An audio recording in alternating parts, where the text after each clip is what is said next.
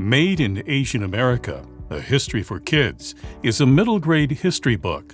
It tells the story of history-making Asian Americans and the many significant contributions they've made to the development of the United States. It also explores the racism directed toward Asian Americans. Hi, I'm Dan Skinner, and welcome to the Kids Bookshelf. Ahead, we'll explore the book, and I'll talk with the authors about the inspiration behind it. A bit about the authors. Erika Lee is an award-winning historian, author, and advocate. Her previous books include The Making of Asian America and America for Americans, A History of Xenophobia in the United States. Christina Soontornvat is the award-winning and best-selling author of over 20 books for young readers. She's a 3-time Newbery Honor recipient, whose works include The Last Mapmaker and All 13, the incredible cave rescue of the Thai boys soccer team. They join us to talk about Made in Asian America, A History for Young People. Erika and Christina, welcome to the Kids Bookshelf. Thank you. So, Erika, I understand that this book actually grew out of another book that you had written, so tell us about it and how it led to this new book for middle grade readers. Yes, thank you so much for asking, and thank you so much for having both of us on. We're so excited to be here. This book really began about 10, 15 years ago when I was teaching university students at the University of Minnesota, teaching American history, teaching Asian American history, and realizing that there was no good book that I could assign that really encapsulated the great diversity of Asian American experiences for my students who were incredibly diverse. And so I wrote a book aimed at adults and college students, published that in 2015, and was very happy to hear that it was making an impact and that people were reading it.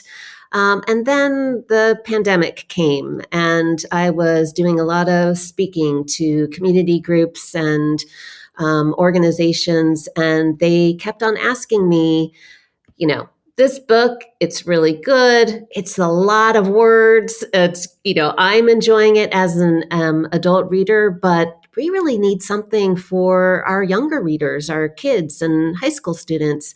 And what do you recommend? And I thought, for sure, there's a ton more books that are being published for young readers, including by Christina and others, but nothing that encapsulated, again, this really long, diverse, and rich history of Asian Americans. And so I thought maybe it was time to bring that history to a new generation, but I knew that I was not the right author to do this on my own, and was so happy that Christina agreed to write this book for a new generation. And Christina, if you've written for younger readers, so it seems like you would be good at sort of translating that to a book for younger readers. Tell us about kind of what you thought when you were approached with this idea for this project. Yeah, well, I had already read Erika's book. I actually have it right here, my well-worn and beloved copy. And I had just read it as part of a book club. So you can imagine, as someone who's already a fan of her work, I had so many emotions reading the book. There was just so much history of my own that I never learned in school, and, embarrassed that I'm learning it now in my 40s. And then I get a call that Erika wants to work on a young people's version with me. I just, lots of screaming and jumping up and down, and also happy tears. It's been such an honor to work with her. So obviously there's so much in this book, we won't have time to talk about everything, but give us sort of a brief overview or explain the scope that this book covers for readers. Yeah, absolutely. I'll start. It is such a rich and diverse history, and we begin even before the United States was a nation, because the roots of Asians in the Americas, but also the roots of the United States understanding and relationship with Asia goes back, of course, to Columbus. And then we go all the way up to the present day, including interviews and profiles of young people who are now in high school and college who have been advocating for Asian American history and other protest movements. Today, they continue today. And we highlight stories and histories of migration, stories and histories of racism, but also uplifting profiles of those who fought for their equal rights on behalf of their own communities, but really held the United States to its ideals of freedom, democracy, and equality for all Americans. And we hope that these stories will really inspire all readers to learn more about American history more broadly, but especially about the role that Asian Americans have played in making the United States. And I want to learn more about some of the examples of Asian Americans who have contributed to the growth of our nation, who haven't gotten the recognition they deserve. But I want to talk, first of all, about the term Asian. Because for some people, that's a little bit of a loaded term, and because it's a very broad term, and some people from certain countries would prefer that it be more specific. But what's your take on using the term Asian? Yeah, we talked about that a lot, and we actually included a whole section in the book where we say, what does it mean to be Asian American, and why are we selecting these certain countries, people who can trace their roots back to these certain countries and not others. And so, we're including East Asia, Southeast Asia, South Asia. So India, Pakistan. We have, the history of people from the Philippines in there, and it's really, there's these common threads that even though there's so many diverse stories and so many differences, there are common things that tie us all together. And it's those patterns of migration, of being excluded, through laws, through bills, purposely excluded. And then how we continue to shape the country and to continue to, migrate to the country and impact it in incredible ways. I'm talking with Erika Lee and Christina Soontornvat about Made in Asian America, a history for young people. And our conversation continues in a moment. If you're getting value out of this discussion, please subscribe, like, and click on the bell so you'll be notified when I post new interviews. And thank you. Christina, as you mentioned, there's a lot of diversity represented in this book, a lot of different stories. How did you choose which stories to tell? Oh, that was so hard.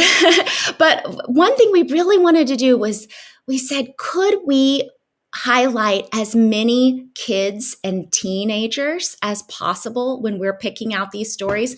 So we knew that each chapter we wanted to tell a personal narrative whenever we could, because that's really how you connect to history, is through your shared humanity of the people who lived it. And we were so lucky that we found many stories of young people, because of course these are young people who are going to be reading this book. So we want to show them, hey, you are a part of history. You are making history right now. So we've got like Olympian Suni Lee, who was 18 when she won the Olympics. We have Simranjeet Singh. He talks about being a teenager in San Antonio and growing up Sikh in San Antonio and what that's like. Just so it was so inspiring to read about them and to bring their stories to light.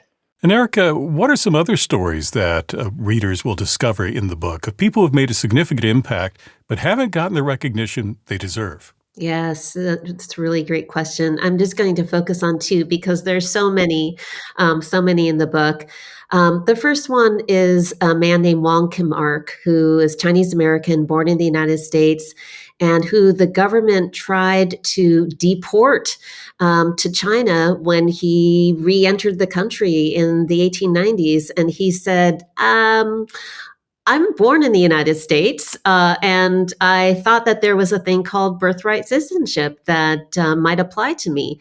And the US government said, well, we're really not sure about that because your parents were actually born in China, and we think that you might be ineligible for citizenship. And he said, let's take that case to the courts. And it went all the way up to the Supreme Court. And in 1898, the Supreme Court ruled that, yes, indeed, birthright citizenship and the 14th Amendment did apply to anybody born in the United States. And that is a right that, of course, generations of Americans have now enjoyed.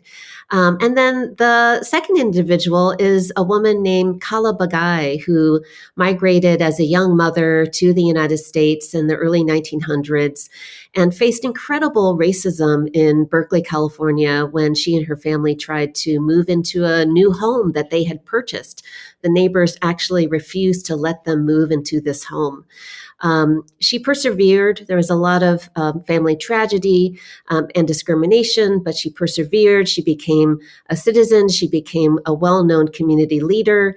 And if you fast forward all the way to 2020, her legacy inspired a new generation of activists. And in 2020, they lobbied successfully to the city of Berkeley to rename a major city street in that city, Kala Bagai Way. And so anybody who visits Berkeley, California now can walk on the street and look above on the street sign and also the banners celebrating her life and activism and community spirit as a testament of that perseverance across the generations. Christina, you mentioned earlier that you wish you had known these things earlier, and that now you're in your 40s, you're finally getting a chance to learn these things. So clearly something you wish you would have had available to you sooner. And Erika, I assume the same for you. It's interesting that you write in the book that you initially, as a historian, it's kind of funny, but initially you did not like history.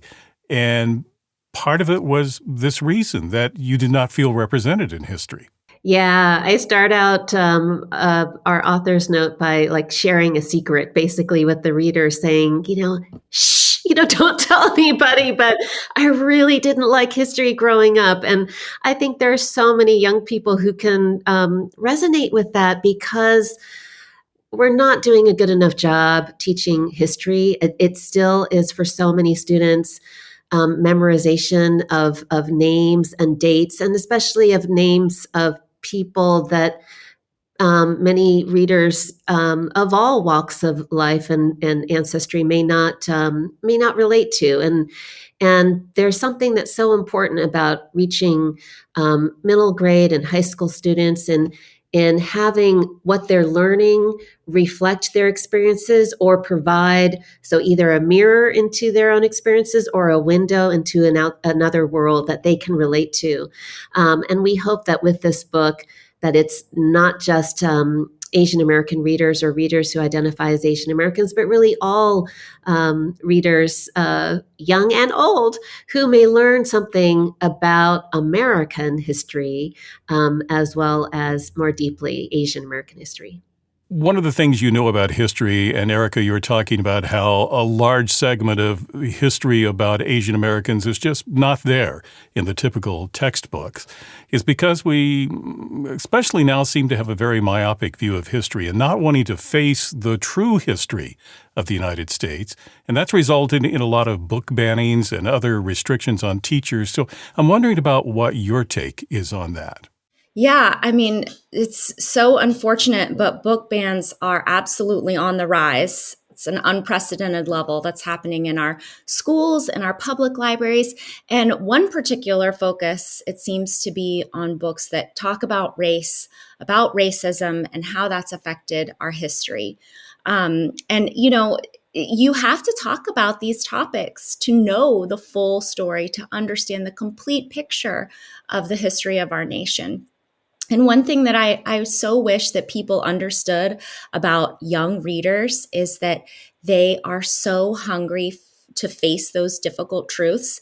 They don't want things to be sugar-coated for them. They're at this age where they're really yearning for complexity, for honesty. And when they learn that, they still love America. They are still inspired by all of the things that many different Americans have done.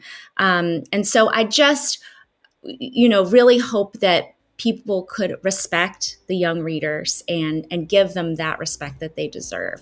Well, to learn more, the book is Made in Asian America, A History for Young People by Erika Lee and Christina Soontornvat.